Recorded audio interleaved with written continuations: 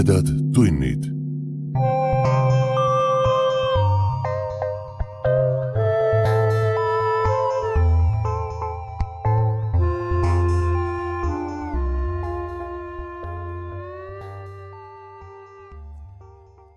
Tere, hea ulmesõber! Sa hakkad kuulama õudus- ja ulmejutuvestmis podcasti Tumedad tunnid 88. osa. Mina olen saatejuht Priit Töövel. Head pori, viina ja Halloweeni kuud, head kuulajad! Käes on üks aasta ilusamaid ja samas õudsemaid aegu. Ja seepärast kuulete oktoobris lausa 2 juttu.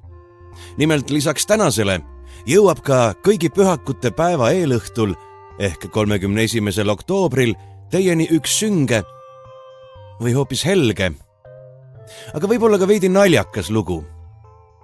Samal ajal saavad oma oktoobrikuise tõlkeloo doosi ka meie toetajad lehel patreon.com/tumedad tunnid. Aga ärme rutta ajast ette. Meie tänase loo autor on teile kindlasti juba vägagi tuttav. Viimati kuulsite Tumedate tundide 69. osas tema auhinnatud juttu Elurikkuse kaitseala. Muide, sellest jutust on peagi ka romaan saamas. Aga kuni kirjanik seda veel viimistleb, on samal ajal õige varsti ilmumas poelettidele tema ulmelise noortetriloogia Tiuhkamäe 3. ehk viimane osa. Tänane jutt pärineb Manfred Kalmsteni ja Lüüli Suuki koostatud ulmeantoloogiast Lumetüdruk, ilmunud sarjas Kaarna kirjas, kirjastuses Fantaasia 2025. aastal. Kogumik koondab endas 11 autori 11 juttu armastusest. Aga veidi teistsugusest armastusest, kui lugeja võib olla tavaliselt harjunud on. Mitte alati helgest ja maasikavahusest, vaid sellest teisest, tumedast. Meie tänane jutt sisaldab endas päris üksikasjalisi kirjeldusi sellest, mis mõnel juhul inimihuga juhtuda võib. Olge siis hoiatatud. Ma loen teile Meelis Krafti õudse armastusloo Teisel pool maski.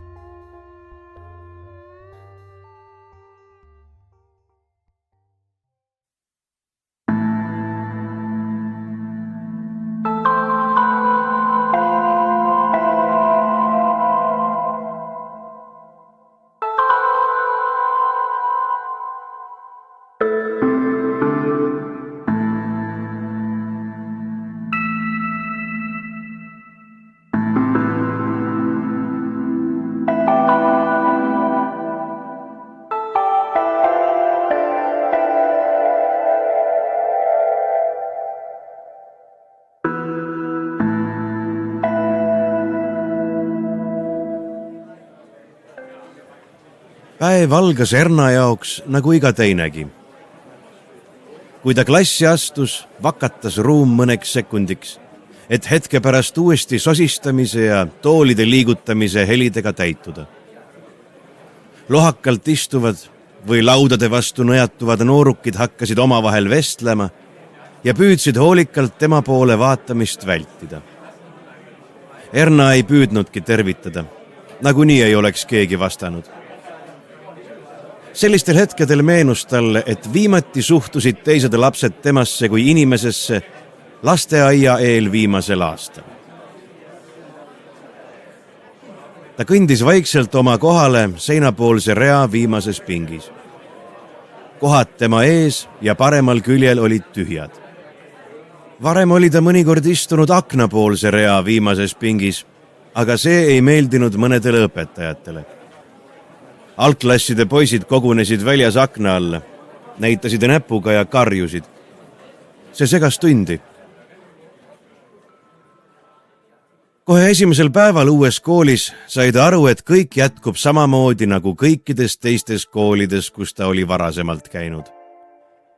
Teda kas ignoreeritakse, mõnitatakse või visatakse kaugelt mõne õppevahendiga. Tavaliselt raamatuga, mis oli tema enda kotist vahetunni ajal võetud. Klassis, kus ta parasjagu õppis, oli õpetajatel keelatud grupitöid anda. Ükskord oli neil asendusõpetaja, kes reeglit ei teadnud. Ta palus õpilastel 4 gruppidesse jaguneda. Erna istus oma kohal, teades, et jääb tööst kõrvale, kuna keegi ei ole nõus tema läheduses istuma. Õpetaja üritas ta jõuga ühte või teise gruppi määrata, aga sellest ei tulnud midagi välja. Isegi 2 klassi heidikut ei olnud nõus teda enda gruppi võtma. Äkk, mul läheb süda pahaks, ütles üks ja imiteeris oksendamist.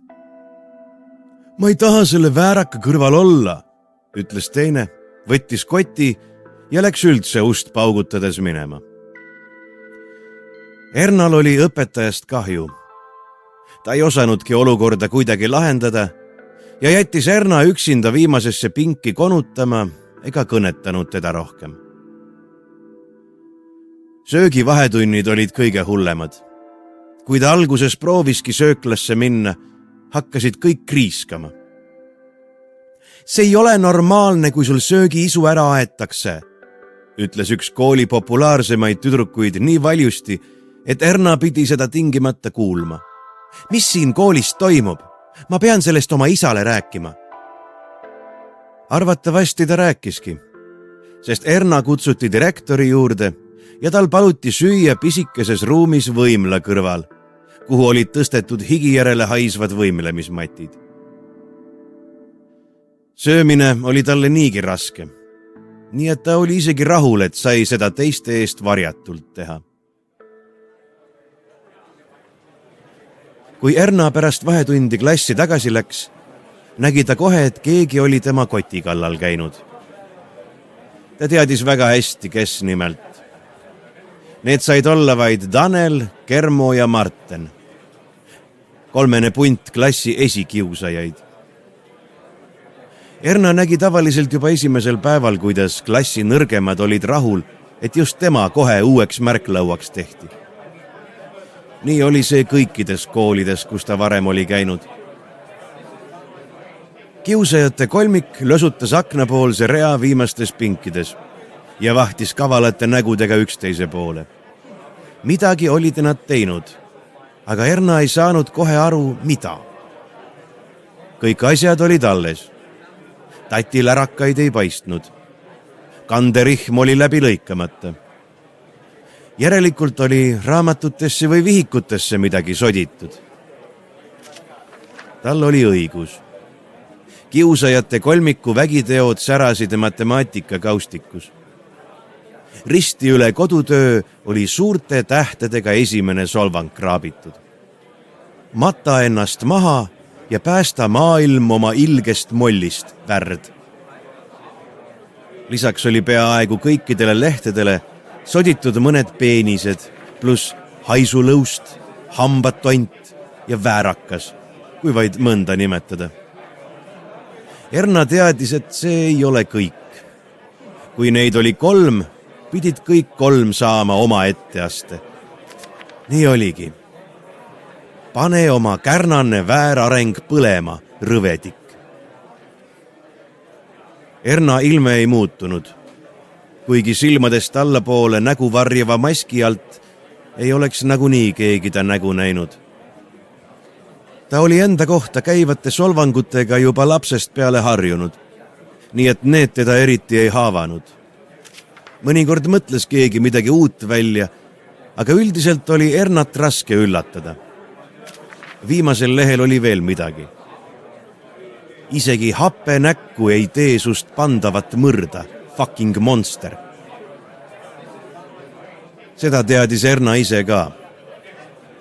Loomulikult ei olnud kogu ta piinarikka 17 aasta pikkuse elu jooksul ükski poiss talle mingisugust tähelepanu pööranud, kui kiusamist mitte arvestada. Ta teadis väga hästi, et ei pööra ka. Ilmselt mitte kordagi terve elu jooksul. Tegelikult tegi iroonia talle rohkem haiget kui otsene mõnitamine. Vahel nimetati teda kaunitariks või iluduseks, mis universumiks. Seda tegid eranditult teised tüdrukud. Poisid küsisid pigem, kas tema jalgevahe on sama rõve nagu ta nägugi. Muidugi teiste sõnadega. nii et pidevate mõnitustega oli ta harjunud. See oli tema jaoks sama tavaline nagu sotsiaalmeedias scrollimine nende teiste, normaalsete teismeliste jaoks. Aga täna tegi talle muret miski muu. Ta tundis survet parema silmakoopa alumises servas. See ei olnud tavaline. Ta oleks pidanud igaks juhuks püsti tõusma ja klassist välja jooksma, aga ta ei saanud 3 tagapingi idioodile sellist rahuldust pakkuda. Nad oleksid arvanud, et nende lasteaia lapse tasemel solvangud olid ta endast välja viinud. Plahvatus toimus nii ootamatult, et isegi Erna ise võpatas. Mõni hetk hiljem oli ruum täidetud paanilise kriiskamisega ja klassikaaslased püüdsid üksteist eemale nügides ukseni jõuda.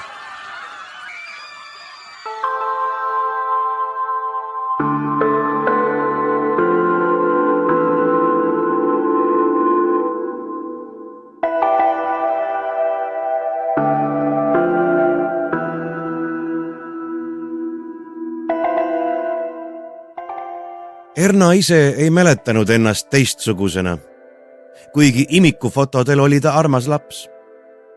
Kõik olenes, millise nurga alt oli pilt tehtud.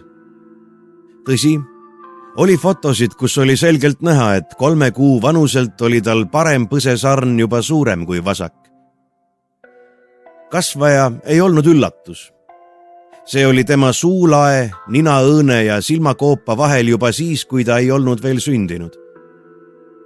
Vanemad tahtsid esimesel võimalusel kasvaja eemaldada, aga arstide konsiilium arvas teisiti. See ei ole ohutu, ütlesid nad šokis vanematele. Kuigi kasvaja on healoomuline, ei tea me, kuidas see lõikusele reageerib. Kui Erna saab täiskasvanuks ja on kasvamise lõpetanud, võib uuesti uurida. Murest segased vanemad viisid teda üha uute ja uute arstide juurde. Igal pool oli vastus sama, võib-olla kunagi hiljem. Umbes 3-aastaselt hakkas kasvaja poolt ülemisest lõualuust väljapoole suruma. Ühel hetkel ei katnud ülahuul enam hambaid ja Erna suust hakkas sülge tilkuma. Ta oli umbes 5-aastane, aga ta tajus juba siis, kuidas suhtumine temasse järk-järgult muutus. Täiskasvanud pöörasid niisama näo ära, aga lapsed küsisid julma otsekohesusega, et miks ta selline on. Erna ei teadnud, miks ta selline oli. Ta lihtsalt oli. Suulakke tekkisid veritsevad lõhed, kust kaudu pääsesid pehmete kudede vahele bakterid. Kasvaja kasvas aegamisi suuremaks ja järjest põletikulisemaks muutus Erna suulagi. Arstide arvates ei olnud hea kasvaja läheduses rakke häirida, seega ei avatud mädakoldeid kergekäeliselt. Vahel seda siiski tehti ja see oli valus. Väga valus, kuna tuimestava süsti jaoks ei leidunud piisavalt kudet. Kooli minemise ajaks oli kasvaja parempoolse ülemise lõualuu juba ülejäänud näoga risti surunud. Ige tõusis põse sarnani ja Erna haises enamuse ajast mäda järele. Ema õmbles ikka ja uuesti maski, aga ükski ei sobinud nii hästi, et oleks kogu kasvaja tekitatud väärarengu täiesti varjanud. Koolis käimine oli algusest peale nagu lahingusse minek. Kohalik omavalitsus pakkus eraõpetaja teenust, aga Erna vanemad keeldusid. Kui ta koju jääb, ei lähe ta enam kunagi välja, ütles isa. Ükskõik kui raske see ka ei ole, üksildusse kapseldumine on veelgi raskem. Kuigi Erna kartis inimesi väljaspool turvalist kodu, andis isa jäik seisukoht talle lootust. Kui sa suureks saad, opereerivad nad kasvaja ära, ütles isa talle peaaegu iga päev. Praegu on ebamugav. Aga kui sa selle ära kannatad, elad kunagi samasugust elu nagu kõik teised. Ema nuttis igal hommikul koos Ernaga ja tõstis tütrele ranitsa selga. Erna harjus aegamisi. Pidev alandamine oli tema jaoks nii tavaliseks muutunud, et mõnikord ei märganudki ta seda enam. Keegi ei suutnud välja mõelda midagi nii hullu, mida ei oleks temaga juba tehtud. Täna oli kõik teisiti.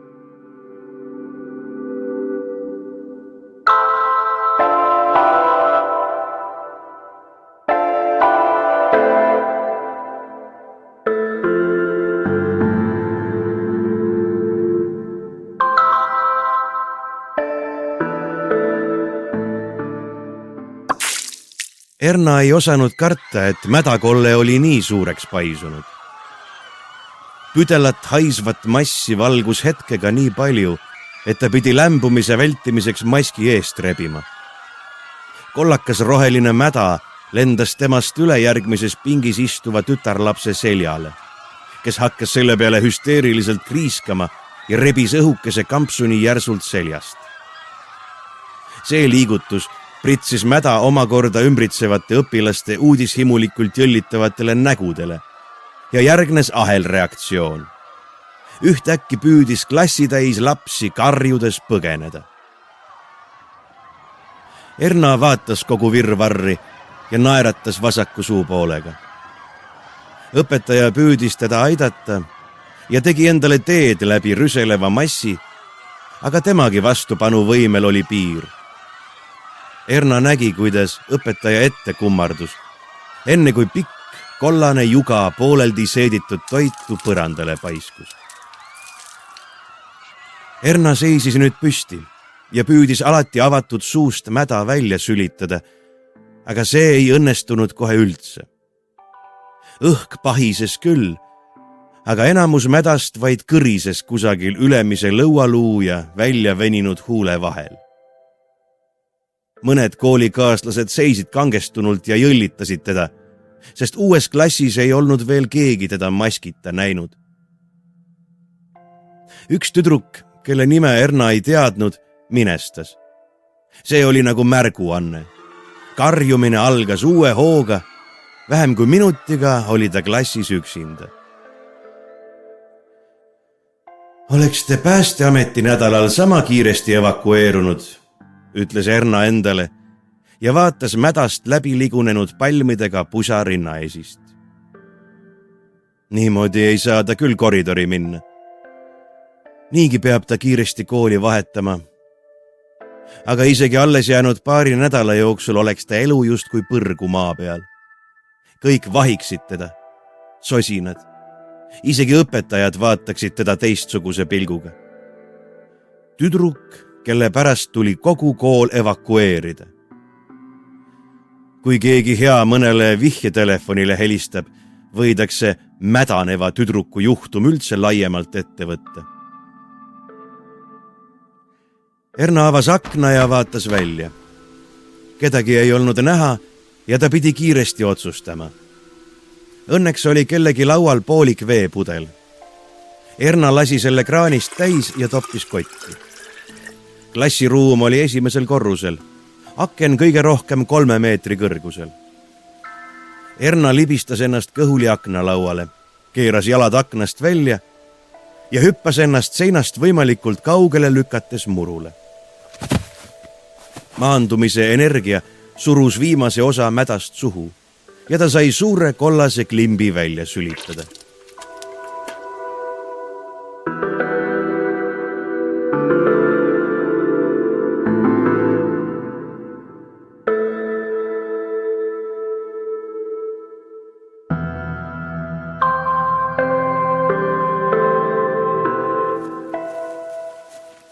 Ta jooksis. Alguses oli mets hõre. Valgust oli ja Ernal ei olnud keeruline puutüvedest mööda põigelda. Pehme sammal aeglustas küll liikumist, aga see ei olnud üldse oluline. Peaasi, et ta saab koolimajast eemale kõikidest inimestest. Talle oli alati meeldinud sporti teha, kuigi üheski trennis ta käia ei saanud. Kuigi ta jooksis, oli hingamine aeglane ja sügav, kindlasti mitte hingeldamine. Liikumise pealt sai ta enamuse mädast välja sülitada. Mets muutus tihedamaks ja näkku jäid kinni mõned ämblikuvõrgud. Ta lükkas käega eest hapraid raagusid ja kummardus aeg-ajalt, kui mõni suurem oks teele jäi. Seda osa metsast ta enam ei tundnud. Erna jäi seisma ja kuulatas. Kusagil siristas lind, aga inimese poolt tekitatud helisid ta ei kuulnud. Huvitav, kuhu suunda ta peaks hoidma? Kuhu ta üldse minna tahab? Ilmselt koju. Ta valis juhusliku suuna ja astus edasi. Käigu pealt urgitses ta tagataskust telefoni ja vaatas aku laetavust. Natuke üle poole. Talle meenus, et telefonil on GPS-seade ja ta saaks kaardirakenduses enda asukohta kontrollida. Mõne minutiga oli asi selge. Ta oli jooksnud 3 kilomeetri kaugusele koolimajast ja teinud kerge kaare. Bussipeatus, kust ta sai koju sõita, jäi tublisti vasakule, aga ta sai läbi metsa lõigata. Erna kaalus võimalust minna otse edasi ja jõuda maanteele. See oleks päris suure ringi teinud, umbes 5 kilomeetrise. Mida tal karta oli? Telefoni aku oli veel mitmeks tunniks laetud. Sammal oli kuiv. Ta võis vabalt läbi metsa lõigata. Erna pani telefoni taskusse ja hakkas otsusekindlalt astuma. Alguses läks mets järjest tihedamaks. Aga siis hakkas ootamatult hõrenema ja sammal muutus rohelisest helehalliks. Erna kontrollis telefonist. Ta oli õigel teel. Ootamatult jõudis ta looklevale metsateele, mida ei olnud märgitud telefoni kaardirakendusele. Tee oli kitsas. Auto rattajälgede vahel kasvasid üsna kõrged rohtaimed. Ta kontrollis asukohta.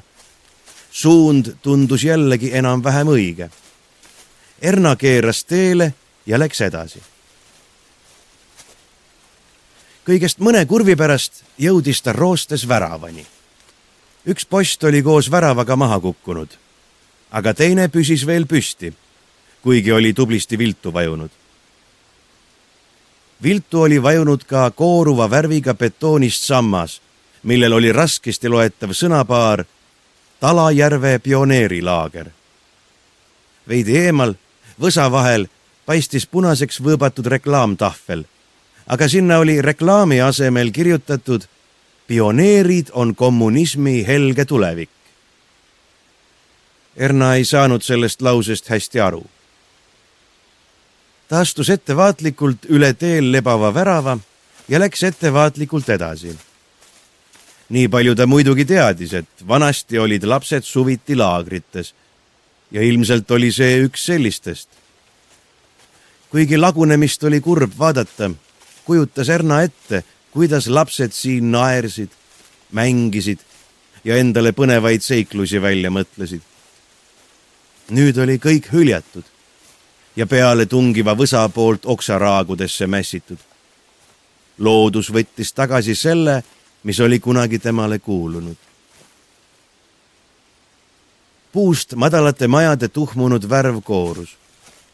Paljud aknaraamid olid eest kukkunud ja vedelesid nüüd keset klaasikilde. Uksed rippusid viltu või olid üldse kadunud. Erna jõudis suurema, lagedama platsini.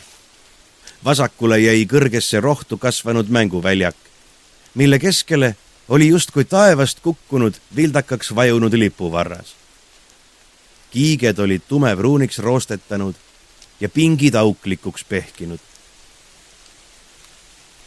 Väljaku vastas seisis osaliselt sisse langenud katusega peamaja, mille grafititega kaetud seintest oli keegi rebinud voodrilaudu, jättes nähtavale tumedaks tõmbunud pilliroomatid. Peamaja taha viiva jalgtee ääres seisis roosteplekiline viit. Üsna suurele tahvlile olid joonistatud pallid, päästerõngas ja nooled. Erna otsustas asja uurida. Alguses jõudis ta korvpalliväljakuni. Lagunenud asfaltkatte pragudes kasvasid murututid, justkui oleksid need aedniku poolt istutatud. Korvpallilaudade tugipostid olid lääpa vajunud või vedelesid maas.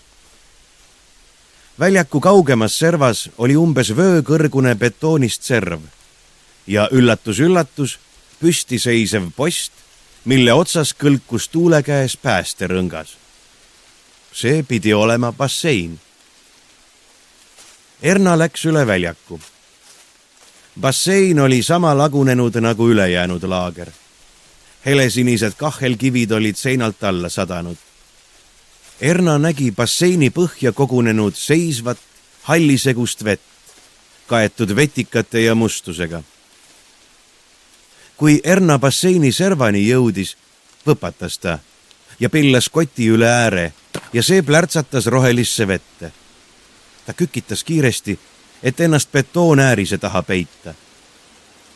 Basseini põhjas istus keset kive, lahti murdunud betoonitükke ja läbi ligunenud kiletükke raamatut lugev poiss.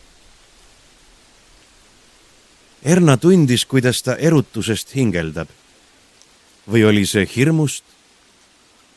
Miks oli maha jäetud pioneerilaagris peale tema veel keegi? Sama oleks võinud poiss küsida, mida tegi tema, Erna, keset lagunenud pioneerilaagrit. Ta otsis taskust maski ja pani selle pähe. Ükskõik, kes poiss ka ei olnud, ta ei tahtnud teda kohe ära jooksma hirmutada. Erna tõstis ettevaatlikult pea üle betoonäärise, et näha, kas poiss istub ikka veel samas paigas. Basseinis valitses tühjus. Ta küünitas veel ja nägi, et poiss seisab otse tema all. Ühes käes basseini pudenenud kott ja teises tema matemaatikavihik. Poiss lehitses vihikut.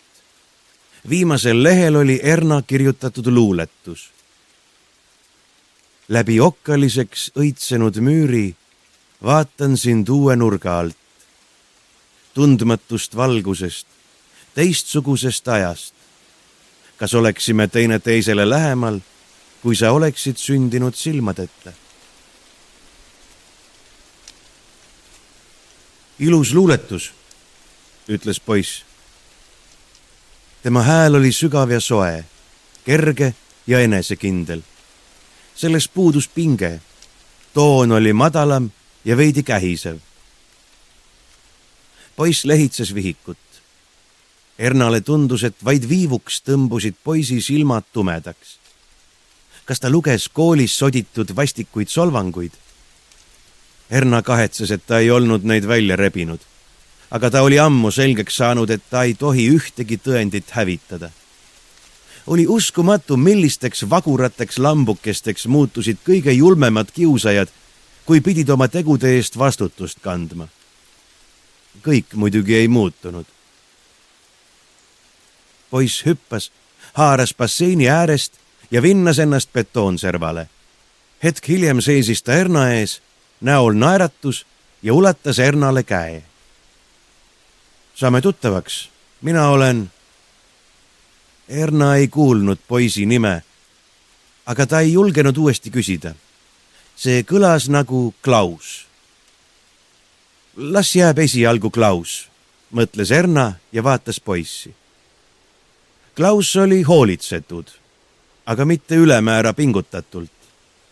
Lühikesed, veidi sassis juuksed, hästi selga istuv teesärk, käisteta vest ja kulunud teksased.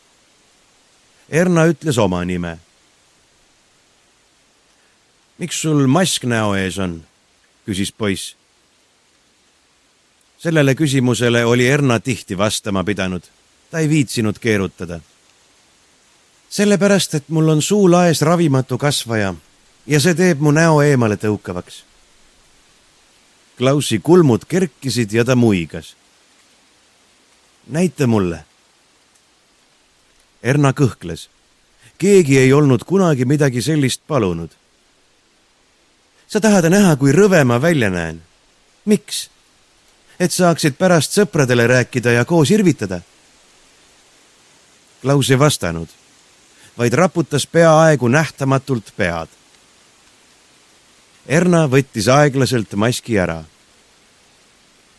Klaus astus veel ühe sammu Erna poole ja silmitses tähelepanelikult tüdruku nägu. Ma ütleks, et üks pool on küll väga ilus, lausus Klaus aeglaselt ja jätkas näo uurimist. Kas nad ei saa tõesti midagi teha? Erna oleks pidanud ennast ebamugavalt tundma, aga millegipärast ei tundnud. Talle meeldis, et poiss talle nii lähedal seisis. Ütle seda veel kord, sosistas ta peaaegu kuuldamatult. Klausi nägu oli üürikese hetke arusaamatu. Mida ma uuesti ütlen? 2 viimast sõna. Klaus muutus mõtlikuks. Kas sa mõtled, et väga ilus? Klaus ütleski ja Erna unustas hetkeks kõik miljonid alandused, mida ta oma lühikese elu jooksul taluma oli pidanud. Klaus süvenes uuesti Erna väärarengu uurimisse. Kas nad ei saa midagi ette võtta? Küsis Klaus uuesti. Erna raputas pead. Võib-olla oleks Jaapanis üks kirurg, kes oleks nõus opereerima, aga see läheks üle 200 tonni maksma ja mu vanematel ei ole sellist raha. Kas riik ei maksa? Erna hakkas naerma. Haigekassa arvates on mu probleem, nagu nad seda nimetavad, kosmeetiline. Selliste asjade jaoks neil raha ei ole. Siis on küll jama lugu. Nad jalutasid üle korvpalliväljaku. Erna võttis Klausi käest kinni. Ta tahtis nii väga vaid mõneks viivuks ette kujutada, et tal on oma poiss. Kas või 1 sekundiks. Klaus hoidis ta kätt õrnalt ega lasknud lahti. Kas sa elad kusagil lähedal? Küsis Erna. Klaus noogutas. Erna mõtles, et kas nüüd või mitte kunagi. Ta võttis nii suure riski, et varem oli isegi sellele mõtlemine ta külma hirmuhigiga katnud. Kas sa tahaksid telefoninumbreid vahetada? Küsis ta pisut väriseva häälega. Klaus seisatas järsult.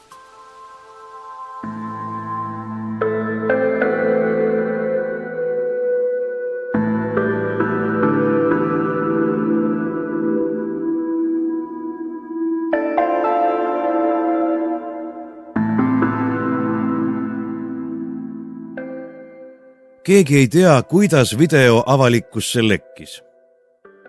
Politsei ja uudisteportaalid palusid klippi mitte levitada. Veelgi enam, nad palusid seda ka mitte vaadata. Aga ikkagi leidus tuhandeid inimesi, kes ei suutnud uudishimu talitseda. Nagu leidus ka neid, kes minutipikkuse video oma sõpradele edasi saatsid. Hiljem leiti Taneli telefonist veel häirivaid klippe, aga need avalikkuse ette ei jõudnud. Esimesed videod olid filmitud 4 järgneval õhtul. Tanel oli telefonikaamera oma toa nurgale suunanud, justkui oleks seal keegi, keda ta videosse püüda üritab. Toa nurgas ei olnud midagi, välja arvatud avatud raamat. Mõnel korral kostus kaadri tagant Taneli sosinat. Näete, ma ei tea, kes ta on. Ta on jälle siin. Need olid mõned üksikud lausekatkendid, kus oli sõnadest aru saada. Üks uurijatest juhtis tähelepanu, et raamat oli igal korral sama koha peal toa nurgas, aga avatud erineva koha pealt. Telefonikaamera kvaliteet ei olnud piisavalt hea, et lugeda raamatu teksti, aga lõikude paigutus oli erinev. Taneli pereliikmed raamatut ära ei tundnud. 5. video oli lühike ja kaamera värises. Filmitud oli jällegi toanurka, kus seinale olid tekkinud pikad tumedad kriimustused. Taustaks kostus Taneli sosin. Mida sa tahad?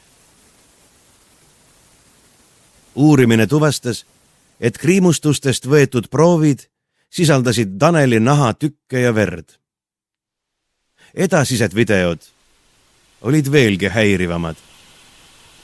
6. videol kõndis Tanel metsas ja filmis iseennast. Ta hingeldas kergelt ja vaatas iga natukese aja tagant selja taha.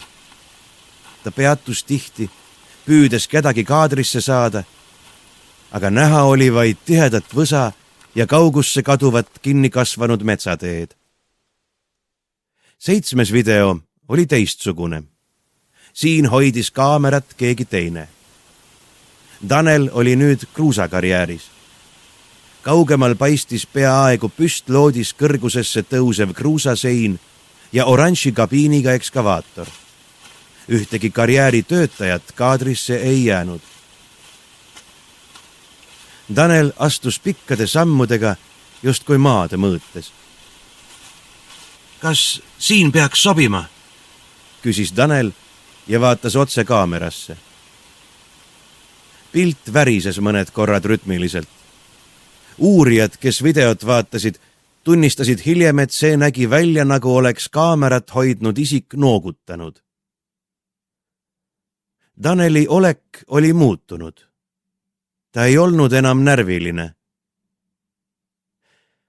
Viimane, ühtlasi 8. klipp oli see, mis levis kulutulena sotsiaalmeedias ja mille udustatud inimfiguuriga versiooni näidati ühe telekanali uudiste saates. Tanel on leidnud kusagilt kühvli ja kaevab kruusast seina sisse süvendit. Tundub, et vaid ime hoiab pisikest koobast kokku varisemast. Tanel astub mõned sammud eemale ja vaatab hindavalt oma kätetööd. Mõned väiksemad kivikesed veerivad kruusast vallilt alla.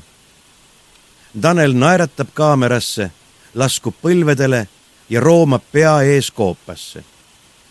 Järgmisel hetkel toimub varing ja üles paiskub tihe pilv kruusatolmu. Kaamerat hoidev isik liigub mõne sammu lähemale ja suunab fookuse Taneli tõmblevale spordijalatsile, ainsale kehaosale, mis kruusahunnikust välja paistab, ja filmib seda nii kaua, kuni tõmblemine lakkab. Kui klipp Taneli telefonist leiti, oli faili pealkirja muudetud. Mata ennast maha .3gp. Pärast video viraalseks muutumist tuli erinevaid signaale, millises karjääris võis sündmus aset leida, aga ükski asukoht ei vastanud tõele. Taneli surnukeha leiti alles 3 päeva hiljem ja keegi ei osanud seletada, miks karjääritöötajad teda varem ei märganud.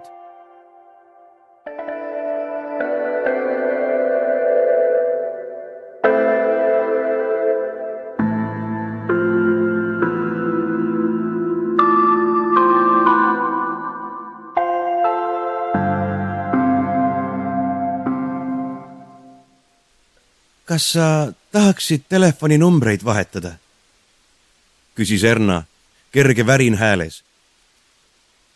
Klaus seisatas nii järsult, et Erna pidi poisi käest lahti laskma, et mitte tasakaalu kaotada.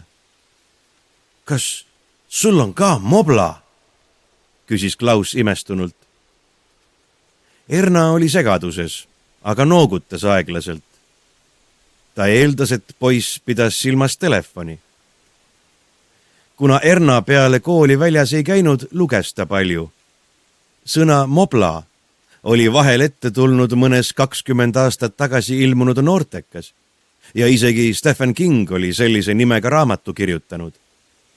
Oh, lahe, hüüatas Klaus ja koukis taskust eelajaloolise telefoni. Nokia 5110, ütles ta uhkelt. Näita enda oma. Erna tõmbas häbelikult taskust iPhone'i. Klausi silmad läksid viimase piirini pärani. Ma ei ole sellist varem näinudki. Miks see nii suur ja lapik on? Kus üldse nupud on? Erna ei osanud vastata. Ta avas ekraaniluku ja ulatas telefoni Klausile. Järgmised 15 minutit veetsid nad Erna telefonis ikoone paremale ja vasakule libistades.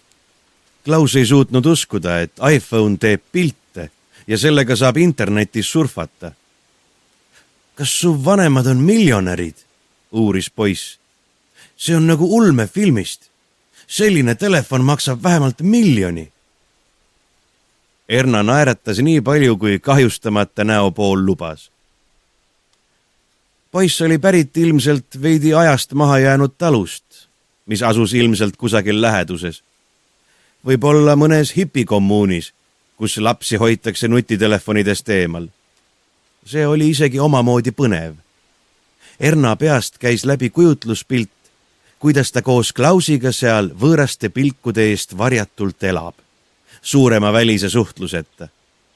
Ta pääseks pidevasti õllitamisest ja selja taga tehtud märkustest. See võiks isegi õnnestuda. Poisi vanemad pidid teda teistmoodi kasvatama, sest Erna välimus ei läinud Klausile just eriti korda. Kas sa suudelnud oled? Küsis Erna enda jaoks ootamatult. Ta punastas ja pööras näo ära.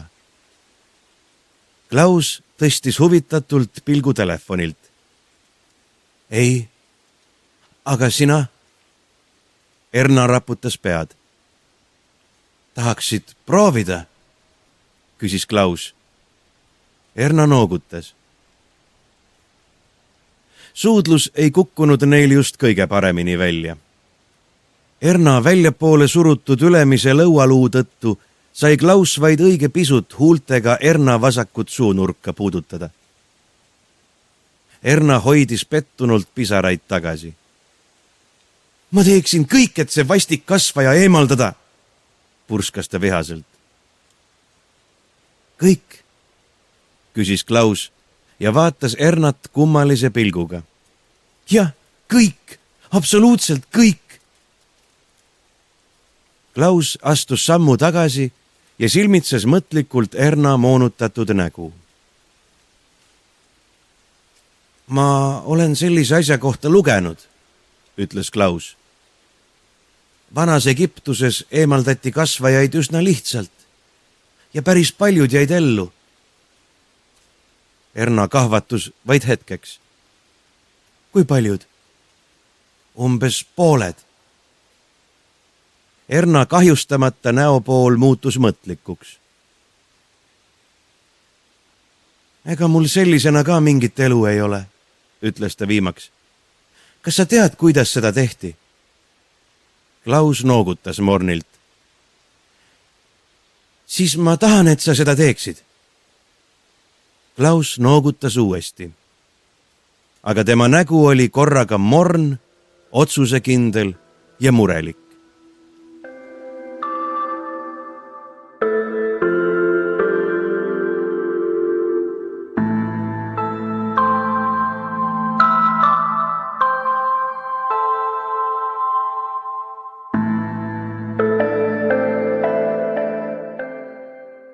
Keegi ei tea, kui kaua Erna teepeenral lebas ja mitmenda mööduva auto juht lõpuks inimkogu märgates peatus. Rooli keeranud pereisa keelas lastel väljumise ja palus naisel samuti autosse jääda. Ta arvas, et tulede vihus vilksatanud inimkeha oli autolt löögi saanud. Ilmselt oli jalakäija surnud, kuna tema ümber laius suur tume laik. Kui pereisa ettevaatlikult lähenes, sai ta kohe aru, et asjad on väga halvad. Kannatanu nägu oli ainult üks suur vereklomp ja vereloik pea ümber venis suuremaks. Tundus, et abi on selgelt hiljaks jäänud. Selliste vigastustega oli üsna kindel, et ta vaatab surnukeha. Pereisa võpatas silm nähtavalt, kui lebav kogu järsku kätt liigutas, ja justkui oma kildudeks purustatud nägu katsuda püüdis. Nüüd hakkas pereisal väga kiire. Ta ei saanud värisevate sõrmedega hästi telefoni ekraanile kuvatud nuppudele pihta, aga lõpuks suutis ta siiski hädaabi kõne teha. Kannatanut puudutada ta ei julgenud.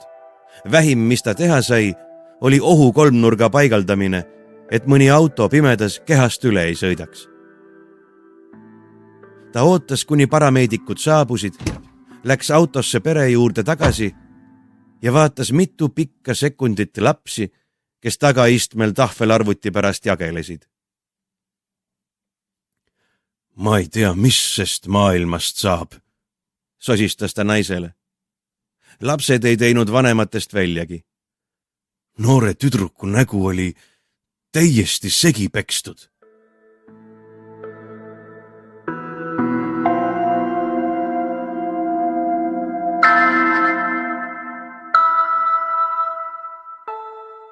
Erna valmistati kiirabiautos ette ja sõidutati otse lõikuslauale. Operatsiooniõde, kes oli saanud vastava koolituse, võttis purustatud näolt hilisemaks politsei uurimiseks proovid. Kirurgil ei olnud aega Erna haiguslooga tutvuda. Ta eemaldas kolju küljest murdunud ülemise lõualuu ja suulaes pooleldi lahti rebenenud kasvaja jäänused. 2 tundi hiljem võtsid töö üle 3 plastilist kirurgi. Erna nägu lapiti kokku nii palju kui võimalik ja seoti paksult marlisidemesse. Hingamiseks paigaldati torukesed ninasõõrmetesse ja toit viidi makku sondi abil. Esimesed 6 päeva hoiti Ernat kunstlikus koomas. Haavadelt võetud proovidest ei leitud peale tsementtolmu mitte midagi. Ilmselt oli näo lömastamiseks kasutatud üsna suurt betoonist kamakat. Erna ründamist uuriti algusest peale kui vihakuritegu. Kuna mitmete tunnistajate ütluste kohaselt kannatas tütarlaps erilise meditsiinilise seisundi tõttu koolikiusamise all.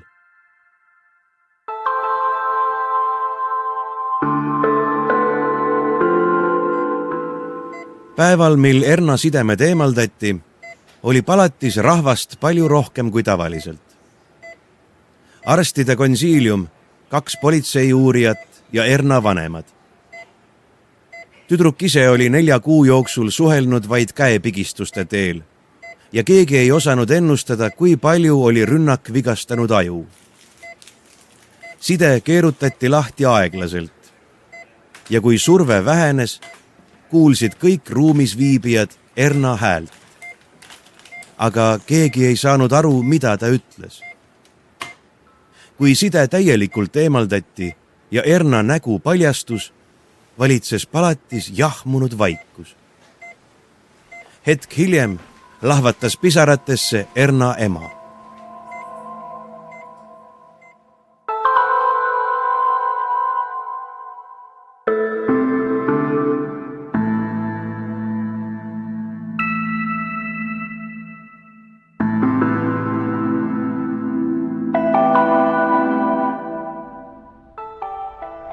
Vanahärra värises, aga politseinik ei saanud aru, kas külmast või närvivapustusest.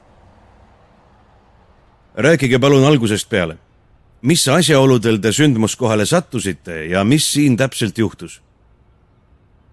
Vanahärra pilk püsis alleel, mida ääristasid hauakivid ja mille lõpus valendas pisike kabel. Ma jalutan igal hommikul läbi surnuaia poodi ja tagasi, lausus vanahärra ja matsutas huultega. Nii ka täna hommikul, enne 10, et ei peaks peaparandust ootavate joodikutega koos kassa järjekorras seisma. Politseinik vaatas kella, mis näitas 10:30. Jätkake. Minnes ei kuulnud ma midagi. Täna on vaikne hommik. Võib-olla mõned varesed kraaksusid, aga ma tundsin lõhna. Vanahärra tegi pausi. Mis lõhna? Oli nagu küüslaugu lõhna moodi. Ma söön ise ka palju küüslauku aga mitte kunagi hommikul. See ei ole teiste inimeste suhtes viisakas. politseinik noogutas. Siis tulin tagasi, jätkas vanahärra. Küüslaugu lõhna oli juba palju rohkem. Ja ma nägin, et paremale poole jäävast võsast tuleb tossu. Alguses mõtlesin, et keegi on prügikasti põlema pannud. Mõtlesin, et lähen vaatan. Vanahärra värises juba palju vähem. Politseinik märkis aeg-ajalt midagi märkmikusse. Siis ma nägingi teda, ütles vanahärra ja nüüd värises ta hääl ilmeksimatult. Noor poiss või selline noor mees juba.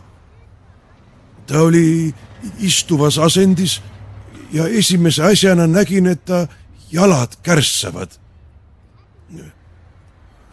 Õigupoolest ei olnud ta jalgadest enam midagi alles. Alumine ots oli täiesti läinud.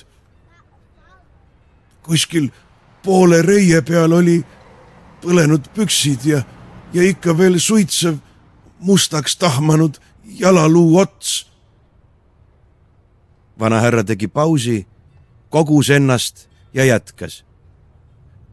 Poolikute reite vahel hoidis ta plekist ämbrit. Ämbrit, küsis politseinik imestades.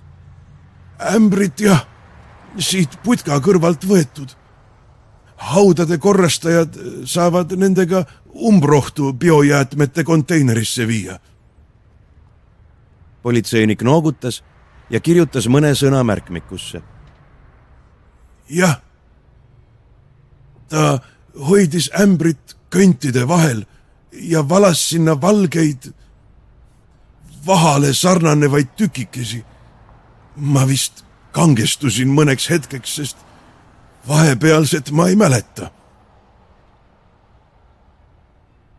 Kas poisi juures oli veel midagi kummalist? Küsis politseinik, kui paus oli piisavalt kaua kestnud. Kummalist? Küsis vanahärra, justkui ei suudaks uskuda, mida politseinik just küsis. Siin oli kõik nii kummaline, kui vaid olla saab. Esiteks oli poiss rahulik, nagu ei oleks ta oma jalgade põlemist üldse tundnud. Teiseks oli tema koolikoti sisu laiali pillutatud. Ta pomises midagi, siis ta... Politseinik tõstis sõrme ja vanahärra vakatas. Mida ta pomises? Ma ei saanud päris täpselt aru. Oleks nagu olnud, et pane ennast põlema. Aga samas tundus, et oli panen ennast põlema. Ma vist ei pööranud sellele erilist tähelepanu. Vanahärra näris huuli, justkui oleks talle midagi meelde tulnud. Ta sobras taskutes ja ulatas hetke pärast politseinikule õpilaspileti. Vabandust, et see mul varem meelest ära läks. Nägin seda maas ja noppisin automaatselt üles. Politseinik vaatas õpilaspiletit. Sõbraliku naeratuse ja korrapäraste näojoontega noormees, nimeks Germo. Miski ei viidanud, et tema peas võiks midagi nii hullu juhtuda, et ta hakkab ennast elusalt põletama. Kuigi politseinik oli oma töös nii palju veidraid inimesi näinud, et tegelikult ta eriti ei imestanud. Nii, te jäite pooleli, kui noormees nimega Germo valas ämbrisse valgeid tükke. Mis edasi sai? Vanahärra silmad tõmbusid veekalkvele. No, mis seal siis ikka sai? Ta pani kõik korraga põlema.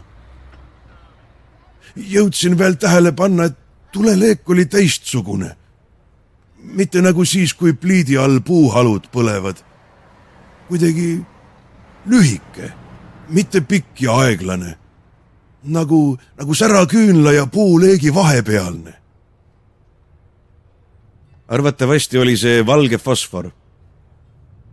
vanahärra jõllitas politseinikku. Kust ta seda sai? Seda me veel ei tea, aga küll me kindlaks teeme. Vanahärra raputas uskumatult pead. Ja siis pani ta oma käed ämbrisse. Politseinik võpatas. Ta ei suutnud seda valu ette kujutada. Valge fosfori kasutamine on Genfi konventsiooniga sõjapidamises keelatud. See põleb 1300 kraadise temperatuuriga ja isegi pisike terake põletab nahale sattudes läbi liha ja mõnikord ka luu. Ja ta oli ikka rahulik, just kui ta käed ei põlekski. Jah, täiesti rahulik. Aga mina ei olnud enam rahulik. Vanahärra vaikis ja vaatas süüdlaslikult maha. Mida te siis tegite? Ma läksin tema juurde ja püüdsin teda ämbrist eemale rebida. Politseinik noogutas tunnustavalt. Aga ma ei saanud. Kuidas ei saanud? Ta ei liikunud. Peaaegu üldse. Keegi oleks teda justkui kinni hoidnud. See kõik käis üle minu mõistuse. Ma näen, et kedagi ei ole, aga samas ei saa ma teda eemale tõmmata. Ta on istuvas asendis ja jalgu tal enam üldse ei olnud. Võib-olla olite te ise šokis. Pakkus politseinik välja kõige tõenäolisema versiooni. Vanahärra noogutas mõtlikult. Arvatavasti jah. Teisiti ei oska ma seda seletada. Kui pikalt te üritasite? Ma ei oska öelda. Igatahes ühel hetkel tõmbas ta käed ämbrist välja. Või õigemini selle, mis oli kätest alles jäänud. 2 suitsevat könti. Ämber sulas üles ja vedel alumiinium valgus ta jalakondile. Issand, seda oli nii jube vaadata. Ja siis juhtus veel kõige õudsem asi. Paus venis ja venis, aga politseinik ei kiirustanud vanahärrat jätkama. Ta püüdis poisi kogetud valu ette kujutada, aga ei suutnud. Ta ärkas, jätkas vanahärra. Ühtäkki tuli talle mõistus tagasi. Ja vot see oli alles tõeliselt õudne. Ta viskles porilombis ja ainult karjus, kuni lõpuks ei tulnud ta suust enam piuksugi. Ma usun, et ta kaotas valust meelemärkuse. Teie helistasite Päästeametisse? Mina jah. Kohe alguses, kui ma põlenud jalgu nägin. Politseinik sulges märkmiku. Hästi, võib-olla võtame teiega ühendust. Teie andmed on meil olemas. Politseinik pöördus ja hakkas auto poole minema. Vabandust, ütles vanahärra ootamatult. Oli veel üks kummaline asi. Ma ei tea, kas ma peaksin sellest üldse rääkima. Politseinik pööras tagasi vanahärra poole, kes ilmselgelt kahtles. Rääkige julgelt, ütles politseinik sõbralikult. Ärge seda kuskile üles kirjutage. Politseinik raputas pead. Kui ma poissi põleva ämbri juurest ära tirida üritasin, nägin ma midagi. Võib-olla oli see ettekujutus. Ma nägin, et poisi ees umbes poole meetri kaugusel on raamat. Umbes keskelt avatud. Ja siis keeras keegi raamatu lehte. See ei olnud tuul. Lehe serv tõusis, just kui oleks keegi seda sõrmede vahel hoidnud.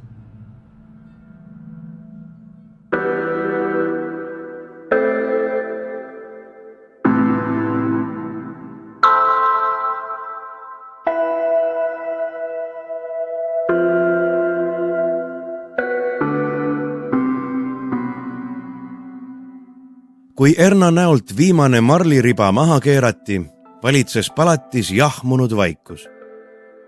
Midagi sellist ei olnud keegi oodanud. Arstid hakkasid elavalt olukorda arutama ja pisarates vanemad kallistasid ettevaatlikult tütart. Ernat oli esmapilgul raske ära tunda. Jah, ta näo paremal pool olid kokku kasvanud operatsioonihaavad ja õmblusniidid, aga igas muus mõttes oli Erna nägu täiuslik, imekaunis, pilt ilus, silmi pimestav, ingellik. Keegi ei osanud meditsiinilist kurioosumit seletada. Ainus selgitus oli hägune ja aus tunnistamine, et inimkeha taastumisvõime on arstiteadusele tänapäevani mõistatus.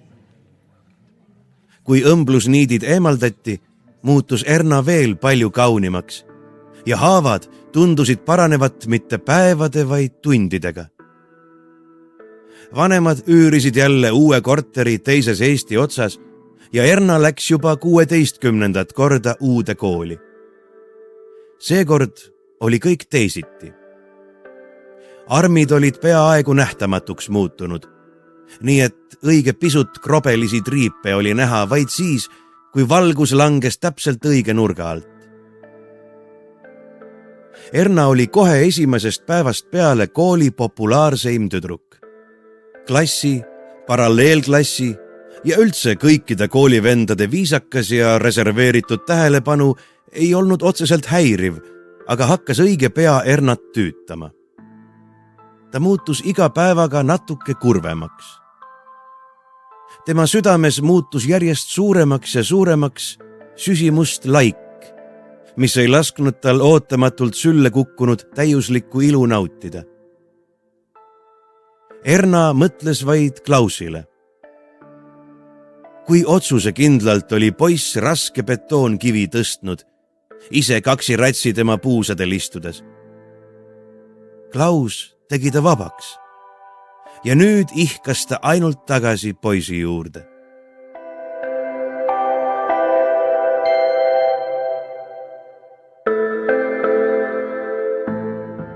Ta kirjutas enne lahkumist hüvastijätukirja. Buss sõitis vana kooli juurde. Teel tulid vastu mõned noormehed, kes teda varjamatu imetlusega vaatasid. Aga Erna sai aru, et nad ei tunne teda ära. Poisid jõllitasid ootamatult nende külakesse ilmunud imekaunist noort neidu. Erna läks oma vana klassi akna alla.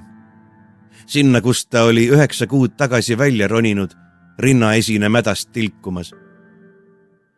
Tema kodu oli nüüd kusagil mujal.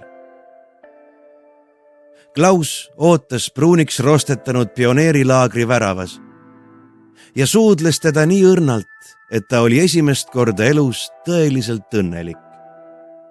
Ernat ei leitud kunagi.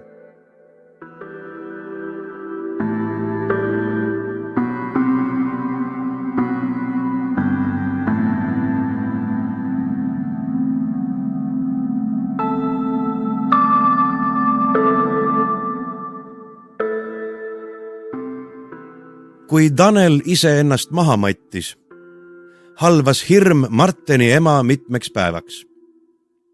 Tema poja sõber tegi midagi sõnul seletamatut ja keegi ei osanud põhjust välja mõelda. Ta jälgis Martenit ja sai aru, et poeg on vägagi häiritud. Jah, keda siis sõbra surm endast välja ei viiks, aga seal oli veel midagi. Mingisugune kujuteldamatu hirm poja silmades. Marten püüdis vapper olla, aga ta ei olnud võimeline kooli minema. Üldse oli nende väikeses linnakeses viimasel ajal lastega palju halbu asju juhtunud. Rünnati seda vaest moondunud näoga tüdrukut ja nüüd tappis tema klassivend ennast nii võikal moel. Ema püüdis Martenile psühholoogilist abi leida, aga külaskäik vaimse tervise spetsialisti juurde ebaõnnestus täielikult. Miski on teie poja hingel, aga minule ta seda ei räägi, ütles psühholoog. Võib-olla räägib kunagi teile, olge kannatlik ja andke talle aega. Tagant kiirustamine võib ta lõplikult lukku panna. Siis põletas Marteni teine sõber, Germo, tuhaks oma käed ja jalad. Jah, ta jäi ellu, aga lisaks raskele füüsilisele puudele muutus midagi poisi peas. Jutt ei käi sellest, et ta ei olnud enam endine. Germo muutus sõna otseses mõttes juurviljaks. Arstid arvasid, et valge fosfori põlemisel tekkiv erevalgus võis nägemist kahjustada. Kuulmislangusele miski ei viidanud, aga kuna Germo ei öelnud ühtegi sõna, puudus igasugune ligipääs poisi ajus toimuvale. Marteni ema kahtlused süvenesid. Kõik liikus kiiresti allamäge. Emale tundus, et kui ta veel ootab, ei ole tal varsti enam poega. Marteni siiamaani keskmised hinded muutusid üleöö puudulikeks. Poiss muutus täiesti apaatseks ega huvitunud enam ei koolist, jalgpallist ega maailmast laiemalt. Ema kohtus uuesti psühholoogiga, kes rääkis läbi lillede, et teismeliste leinaperiood ei ole tavaliselt nii pikk ega ole ka nii sügav. Psühholoog arvas, et midagi peab veel olema. Ema otsustas maksku mis maksab välja uurida, mis tema pojaga toimub. Ta käis Marteniga palju metsas kõndimas. Alguses rääkisid nad niisama tühjast tähjast, aga aegamööda hakkas Martenit vaevav probleem välja imbuma. Nad läksid 3 päevaks Poola, Tatratesse, mägimatkale. Tagasiteel Marten murdus. Ta rääkis, kuidas nad olid 3 Ernat mõnitanud ja tema vihikutesse solvanguid sodinud. Viimasel korral kirjutasid nad igaüks ühe nilbuse. Pärast seda peksti Ernat rängalt. Nii Tanel kui Germo surid just nii, nagu nad ise olid kirjutanud. Ja mida sina siis kirjutasid? Küsis ema, endal klomp kurgus. Ta nägi sellist tahku oma pojas esimest korda. Ma kirjutasin, et ta viskaks endale hapet näkku, ütles Marten, pöörates väljendi ema sõbralikumasse vormi, nii et mõte alles jääks. Tagasitee kulges mornis vaikuses. Ema asus Erna jälgi ajama, et poeg saaks kõige siiramal moel vabandust paluda. Aga ilmnes, et tüdruk oli jäljetult kadunud. Politsei ja vabatahtlik kaduma läinud inimestele keskendunud organisatsioon otsisid Ernat, aga ta oli justkui maamunalt pühitud. Ema käis Erna vanemate juures ja palus pisar silmi, et tüdruk välja ilmumisel nendega ühendust võtaks. Kui Erna ema vaid noogutas tummalt, siis isa silmadesse sigines esialgu kahtlustav ja siis vihkav läige. Ema pidas mõistlikumaks oma poja seotusest mitte rääkida ja lahkus vabanduste saatel. Paanika hakkas tasapisi liiga sügavale naha alla pugema. Ema ei kuulanud oma abikaasa vastuväiteid ja pani maja müüki. Vähem kui kuu pärast Poola reisi maandus perekond Austraalias, kus taotleti pikaajalist elamisluba. Marten tundis vastupandamatut soovi religiooni tundma õppida. Ta astus sisse kohaliku linnakese luterliku kiriku uksest. Alustada tuli päris algusest. Ristimine, pühapäevakool, leeritamine. 2 aastat hiljem oli Marten koguduse kõige aktiivsem liige. Talle meeldis pühapäeviti supiköögis kodututele toitu jagada. See oli üks väheseid hetki, kui ta suutis oma mõtted Ernalt ja sõpradelt eemale viia. Sel hommikul astus täpselt kell 8 supiköögi uksest sisse lühikeste, veidi sassis juustega noormees. Jalas kulunud teksased ja seljas käisteta vesti all justkui valatult selga istuv T-särk. Good morning, sir, ütles Martin ja naeratas avalalt. Feel free to step closer. God's gift is intended for all of us. Pidin sind päris kaua otsima, ütles siseneja täiesti puhtas eesti keeles.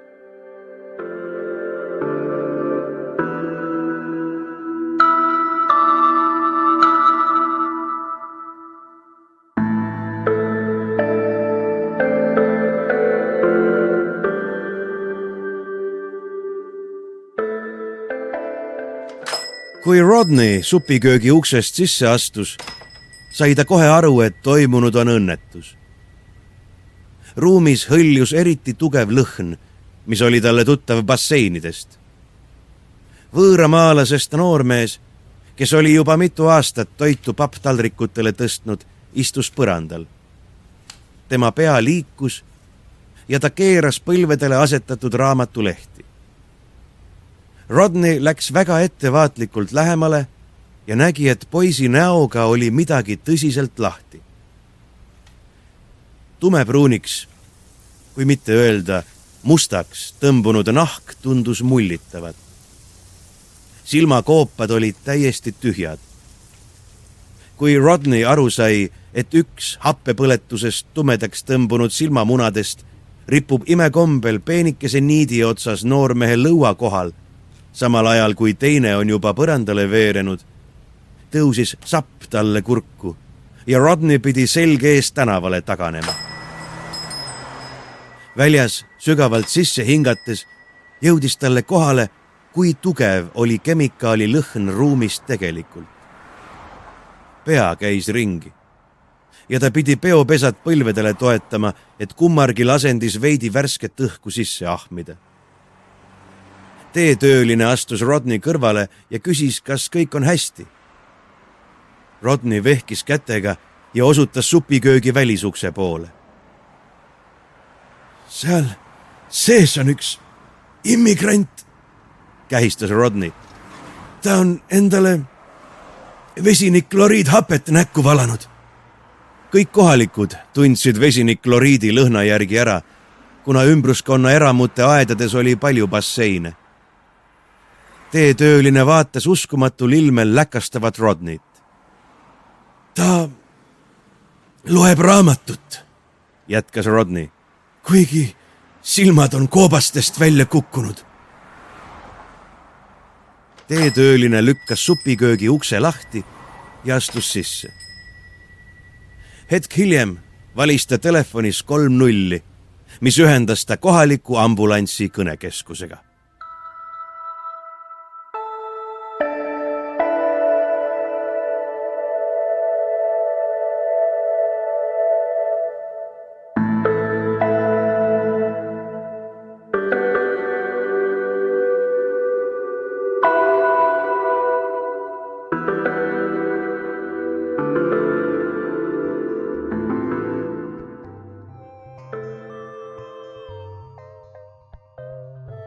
Te kuulsite Meelis Krafti õudset armastuslugu Teisel pool maski. Kohtumiseni 31. oktoobril, kui ilmub üks hingedepäevale ja Halloweenile pühendatud lugu. Seni jagage meid ikka oma sõprade ja vaenlastega ning võimalusel hakake meid toetama leheküljel patreon.com/tumedad tunnid. Kõhedate kuulmisteni!